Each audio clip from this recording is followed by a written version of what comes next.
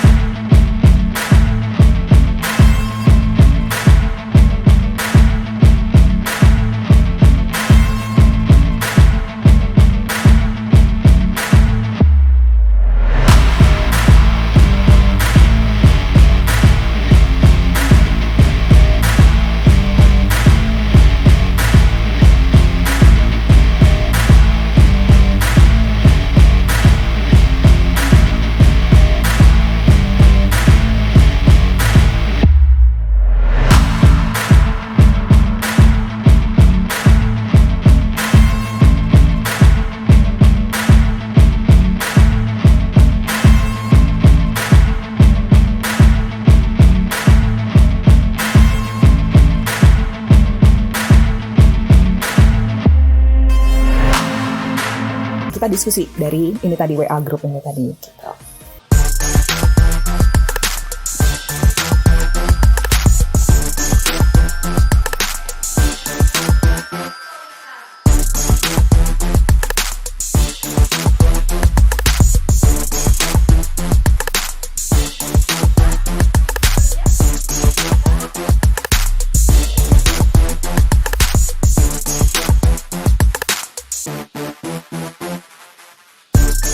Hai teman Del, hai Karen. Ya, saya adalah Arnaldo Sinaga, Wakil Rektor Bidang Sumber Daya dan Keuangan di TEDEL. Seperti kita lihat saat ini, TEDEL sepi ya, karena memang tetap melakukan pembelajaran jarak jauh atau daring.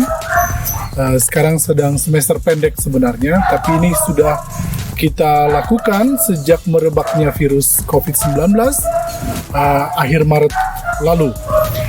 Nah, PJJ kita upayakan semaksimal mungkin dosen-dosen tetap melakukan pembelajaran sedekat mungkin dengan keadaan normal atau tatap muka langsung.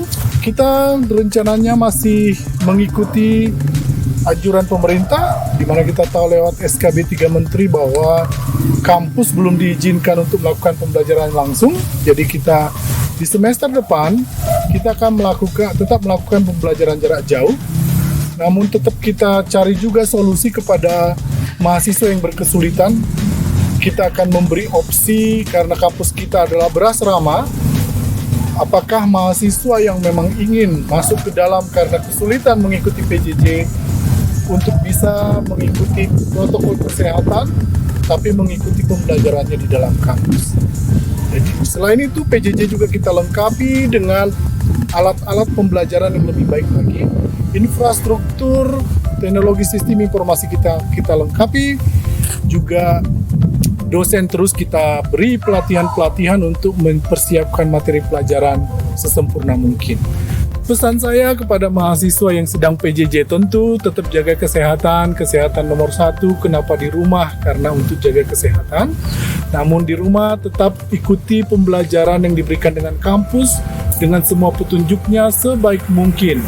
Kesempatan ini manfaatkan untuk Anda menjadi manusia yang pembelajar. Karena dengan metode seperti ini Anda diminta untuk proaktif, aktif untuk menggali, mengeksplor materi-materi yang disediakan dosen. Jadi, jadilah mahasiswa yang pembelajar untuk memaknai kondisi ini.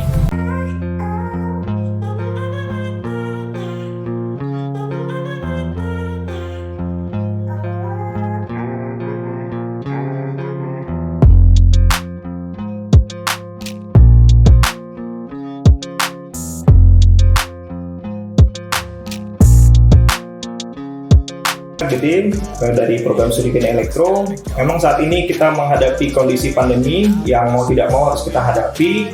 Jadi mari kita fokus untuk cari solusi, bukan mengeluh kenapa saya tidak bisa ke kampus atau segala macam. Nah, kami dari prodi teknik elektro akan berusaha sebaik mungkin, terutama dalam akses mahasiswa ke laboratorium. Nah, salah satunya adalah dengan seperti ini. Jadi kita akan memberikan akses kalau memang hardware yang digunakan itu bisa dihubungkan dengan komputer, maka secara otomatis mahasiswa bisa mengakses hardware ini dari rumah. Jadi menurut saya itu yang bisa kita lakukan bersama. Pada saat kita melakukan pembelajaran, dalam hal ini praktikum secara jarak jauh, memang untuk hands-on di laboratorium memegang alat secara langsung sangat sulit dilakukan. Tapi dengan menggunakan hal seperti ini, mahasiswa di rumah bisa melakukan eksperimen secara remote, ya.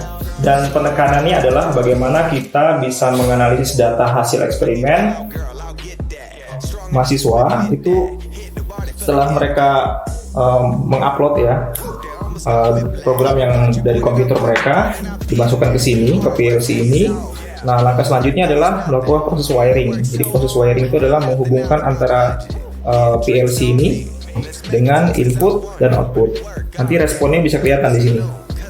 Nah, apa yang kami lakukan? Nah, kami membantu mahasiswa untuk mengimplementasikan proyek mereka. Idealnya kalau real itu di lab, mereka hands on sendiri memasukkan ini semua ke sini sendiri. Nah, cuma karena ini PJJ remote, jadi kami di sini bisa dibilang sebagai operator mereka lah. Jadi kami membantu, mereka akan mengarahkan, Pak, tolong ini dimasukkan ke bagian ini bagian ini. Lalu kemudian nanti mereka lihat responnya di sini menggunakan akses dari webcam ini. Ini bukan mata kuliah, jadi saat ini memang sekarang teknik elektro sedang proses peningkatan kualitas lulusan. Salah satunya adalah dengan program sertifikasi kompetensi. Nah, kompetensi yang sedang mereka pelajari sekarang itu tentang PLC. Jadi ini program ini kerjasama antara teknik elektro dengan Omron Indonesia. Jadi setelah mengikuti pelatihan sama training ini, mahasiswa akan di-assess apakah mereka certified atau tidak untuk bidang PLC. Sebenarnya kalau praktikum seperti ini, satu masalah troubleshooting, karena kalau di bidang teknik elektro kita berhubungan langsung dengan hardware. Kadang-kadang ada kabel yang tidak pas gitu kan, atau ada misalkan ini juga sama tidak pas, atau ada pin yang tidak pas. Nah, kemampuan itu harusnya didapatkan mahasiswa melalui kegiatan real di lab. Mereka pegang alatnya sendiri. Jadi itu menjadi satu kekurangan ketika ini dilakukan secara PJJ. Nah, cuman kelebihannya ini kami baru pertama kali ya melakukan training secara online. Oh, ini pertama kali, Pak? Ya, ini pertama kali. Dan kelebihannya menarik ya. Jadi mahasiswa bisa dari rumah, bisa akses komputer kita, kemudian melakukan ini dari rumah gitu. Awalnya kami tidak ngerti masalah lightning gitu kan. Ini kami sampai siapkan juga lightning. Kemudian juga beberapa setting lah, misalkan ini kamera, kami harus atur kamera yang memang bisa fokus untuk menunjukkan ini ke mahasiswa. Mungkin boleh bisa ditunjukkan. Nah, jadi ini bisa kelihatan. Jadi ini adalah yang dilihat mahasiswa di rumah. Nah, seperti ini ya. Dan tadi yang menarik juga, yang tadi sudah saya jelaskan bahwa mereka bisa remote akses komputer kita gitu.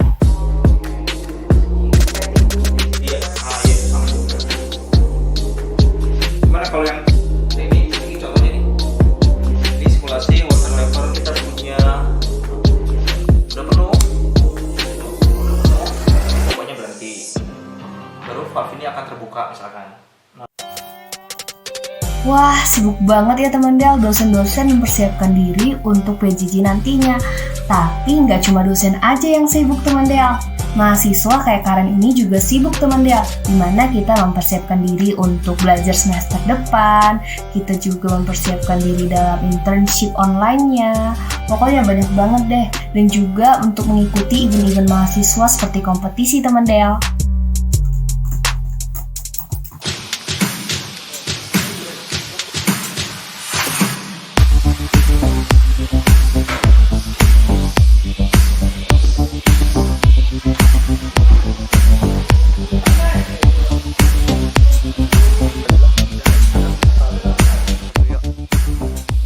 Saya Alfred Simanjuntak, mahasiswa tingkat akhir dari Prodi D4 TRPL 2016. Di sini saya membuat aplikasi bernama Terminal Agro.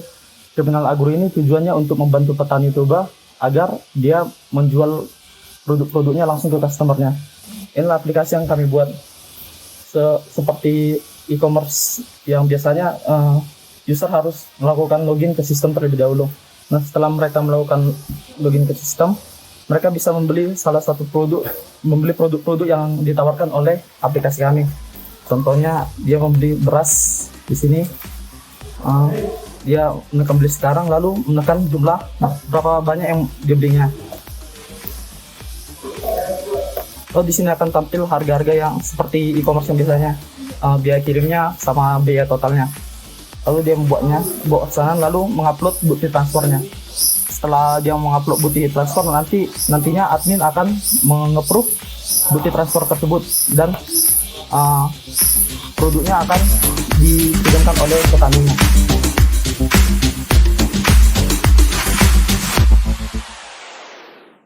Tetap saksikan Del FM Explore Bonavasogi